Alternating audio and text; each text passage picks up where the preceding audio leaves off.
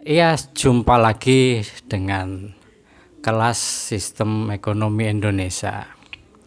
Peserta kelas yang saya hormati, sebagaimana telah dijelaskan pada chapter pertama yang waktu itu membicarakan mengenai kebutuhan. Nah, di dalam chapter kedua kali ini kita akan lanjutkan meliputi apa sajakah kebutuhan itu. Nah, ternyata berbicara soal kebutuhan, kita jangan sampai menafikan mengenai hal-hal yang sekiranya bisa digunakan sebagai pemuas. Pemuas dari kebutuhan tidak lain adalah benda. Nah, benda di sini bisa dikategorikan bermacam-macam. Ada benda yang di dalam memenuhi atau memuaskan kebutuhan manusia itu butuh pengorbanan. Ada juga benda yang di dalam memuaskan kebutuhan manusia itu tidak memerlukan pengorbanan. Kita urai satu persatu. Untuk benda sebagai pemuas kebutuhan manusia yang tidak membutuhkan pengorbanan adalah benda bebas, yakni benda yang merupakan hadiah dari alam, benda yang memang given dari Tuhan yang Maha Esa untuk dimanfaatkan bagi manusia. Contohnya adalah air, lalu udara, lalu api, pasir, tanah, sinar matahari, dan seterusnya. Tentu peserta kelas bisa mencari contoh-contoh lain yang bisa terkait dengan masalah benda bebas sebagai pemuas kebutuhan manusia. Nah, namun meskipun benda ini dikategorikan benda bebas, di mana untuk mendapatkannya atau memperolehnya tidak membutuhkan pengorbanan, tetapi kita tidak bisa lupakan apa yang disebut dengan istilah ilit, benda ilit. Apakah benda ilit itu? Benda ilit adalah benda yang di dalam memperolehnya memang tidak membutuhkan pengorbanan yang besar, namun jika benda itu terlalu banyak, maka justru benda itu akan merugikan manusia. Jadi pada dasarnya benda ini, benda yang disediakan oleh alam, gratis, bisa diambil, tetapi harus diatur di dalam memenuhi atau memuaskan kebutuhan. Harus diatur sedemikian rupa supaya tidak terlalu berlebihan. Sebab benda ini jika terlalu berlebihan, manusia akan justru tidak akan terpuaskan kebutuhannya. Yang terjadi justru manusia akan memperoleh bencana atau malapetaka.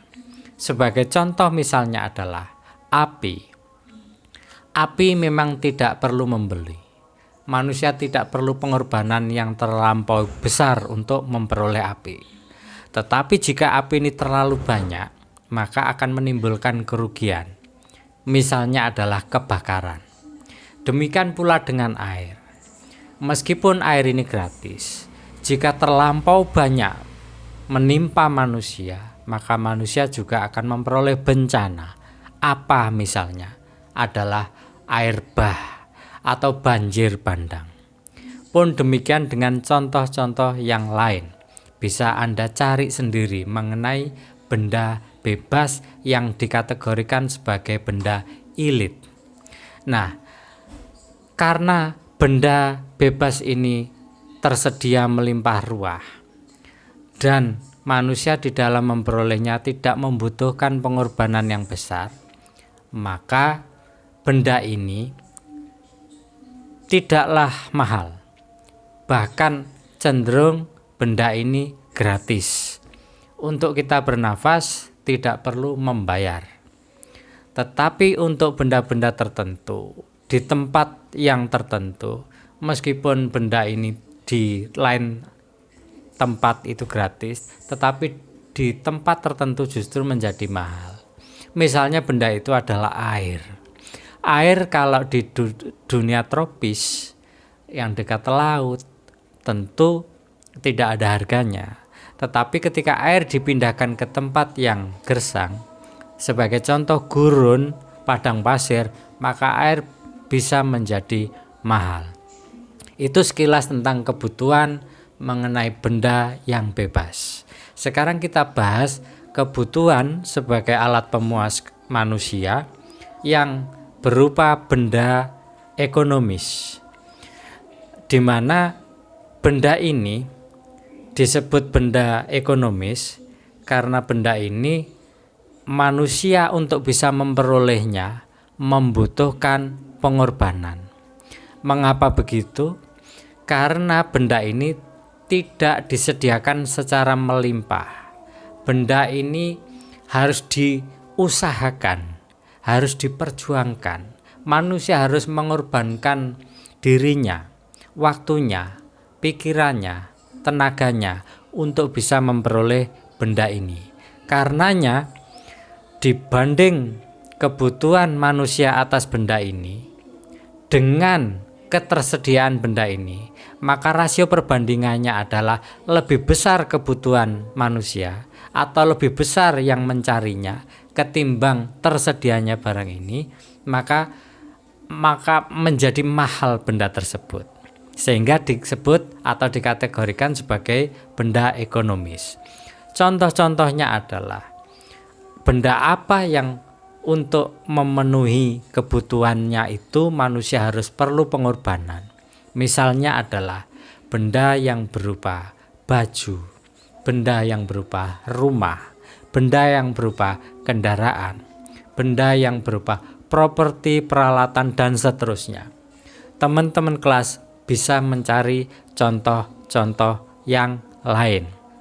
Nah, di dalam perkembangannya nanti benda ini ada yang nilainya digantungkan atas tempat sebagaimana air tadi. Ada yang nilai benda itu digantungkan pada waktu.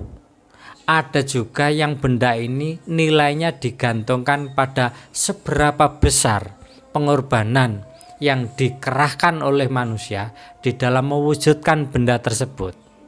Sebab benda ini tadinya ada, dirubah menjadi benda yang berwujud lain, tentu butuh pengorbanan, tenaga, pikiran, dan seterusnya. Nah, contoh-contoh semacam ini berikut varian-varian benda dan kaitannya dengan nilai atas benda itu oleh teman-teman kelas nanti bisa dicarikan contoh-contohnya agar horizon pemikiran, agar hasanah berwacana peserta kelas ini semakin bertambah luas. Dan jangan lupa diskusikan materi dari saya ini. Setelah itu tugasnya adalah ringkas atau rangkum materi dari saya ini menjadi satu paragraf saja. Tentu dengan gaya bahasa sendiri supaya menghindari percontekan atau plagiasi. Dan ingat, cantumkan nama NBI, nama mata kuliah, dan kelas supaya tidak tertukar dengan mahasiswa yang lain. Demikian materi chapter kedua mengenai jenis-jenis kebutuhan manusia yang berupa benda bisa saya sampaikan. Saya akhiri sampai di sini dan sampai jumpa.